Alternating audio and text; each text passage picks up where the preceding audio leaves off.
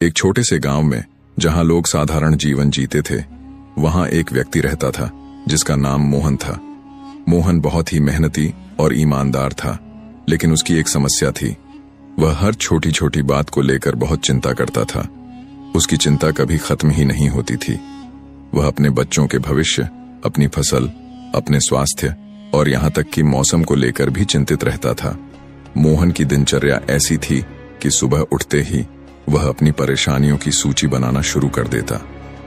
अगर इस बार बारिश ठीक से नहीं हुई तो क्या होगा? बच्चों की पढ़ाई का खर्च कैसे उठाऊंगा? अगर मैं बीमार पड़ गया तो मेरा परिवार कैसे चलेगा? चिंता ने उसे इतना घेर लिया था कि वह दूसरों से मिलना जुलना भी कम कर चुका था। वह हमेशा गुमसुम और परेशान दिखता। गांव के लोग उसकी हालत देखकर कहते, मोहन, तुम इतनी चिंता क्यों करते हो? भगवान सबका ख्याल रखते हैं। लेकिन मोहन को उनकी बातों पर विश्वास नहीं था। चिंता ने मोहन के शरीर और मन पर गहरा असर डाला।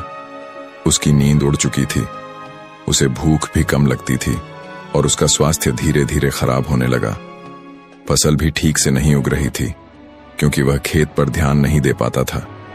उसके बच्चे भी उससे डरने लगे थे क्योंकि वह हमेशा गुस्से में रहता था। एक दिन जब मोहन खेत में बैठा अपने सिर को पकड़कर रो रहा था, तभी एक वृद्ध साधु वहां से गुजरे। साधु ने मोहन को देखा और पूछा, बेटा, क्यों इतना परेशान हो? मोहन ने सारी बातें साधु को बता दी।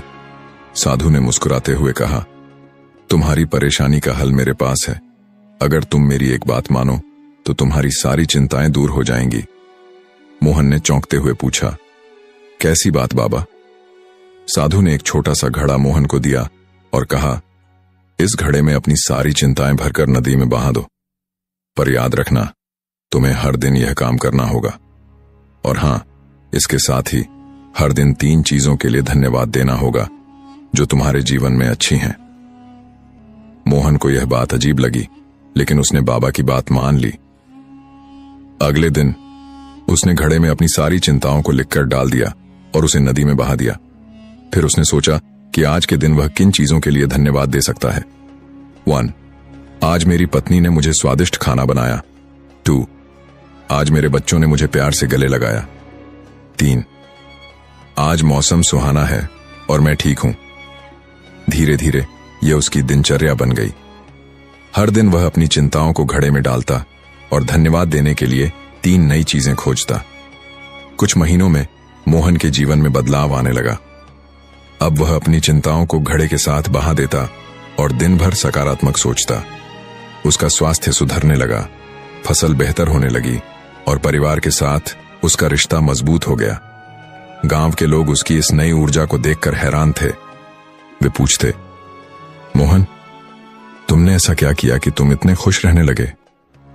मोहन मुस्कुराकर जवाब देता, मैंने अपनी चिंताओं को छोड़ना सीख लिया है। हर दिन मैं उन चीजों के लिए शुक्रगुजार होता हूं जो मेरे पास हैं। इससे मुझे सुकून और संतोष मिलता है। यह कहानी हमें सिखाती है कि चिंता करने से हमारी समस्याएं हल नहीं होती, बल्कि बढ़ जाती हैं। इसके बजाय अगर हम अपनी चिंताओं को छोड़ना सीखें और अपनी जिंदगी की अच्छी चीजों पर ध्यान दें, तो हम एक खुशहाल और संतुलित जीवन जी सकते हैं। आपके लिए एक सवाल, क्या आप अपनी चिंताओं को एक घड़े में भरकर बहाने के लिए तैयार हैं?